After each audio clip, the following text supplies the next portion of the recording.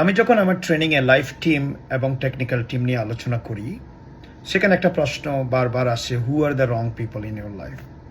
রং people তারাই যারা আপনি অধিক পরিমাণে তাদেরকে সেকেন্ড চান্স দেওয়ার পরও তাদের নিজেদের কারেক্ট করার জন্য, আপনাকে এক্সপ্লেন করার জন্য তারা একটা চান্সও দেয় না। যারা আপনি অধিক কন্ট্রিবিউশন করার পরও রিপিটেডলি আনগ্রেটফুল হচ্ছে এবং সেলফিশ হচ্ছে, কোনো একটা ছোটোখাটো ইস্যু নিয়ে না বুঝেই ইমোশনাল হয়ে যাচ্ছে এবং অলওয়েজ এক্সকিউজ করছে কিভাবে ব্যাপারগুলোকে ইমোশনালাইজ করা যায়, এবং সে নিজে যখন ইমোশনাল হয় তখন তার দিক বিদিক কোনো জ্ঞান থাকে না। This people are wrong people. Because এই পিপলগুলোকে আমি ব্যাড পিপল বলছি না, I am not saying they are bad people, but they are wrong people because they don't listen, they don't care about the logic, they emotionalize everything, they always make excuses, এবং তারা অন্যকে explain করার কোনো সুযোগ দিতে চায় না। এই ধরনের পিপলগুলো লাইফে বড় ধরনের ডিস্ট্রাকশন।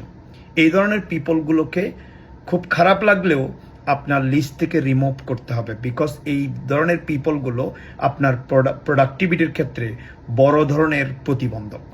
সো এখন থেকে যে পিপলগুলো রিপিটেডলি সেলফিশ হচ্ছে, আপনাকে মোটেও লিসেন করছে না, অলওয়েজ এক্সকিউজ খুঁজছে ইমোশনালাইজ করার জন্য, আপনাকে বিভিন্নভাবে ব্লেম করে যাচ্ছে, কিন্তু তার নিজের প্রবলেমটা সে কোনোভাবেই দেখতে পায় না বা দেখতে চায়ও না, বুঝেও না, বোঝার বান করে, এই ধরনের পিপলগুলোকে ক্রমাগত এড়িয়ে চলতে হবে পার্সোনাল লাইফে।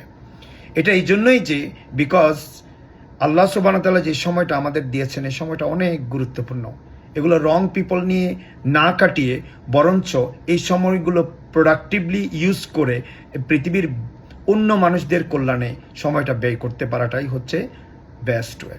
So if you find those kind of wrong people, remove them immediately from the list because you need to be productive.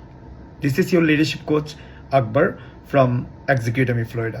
Thank you for listening.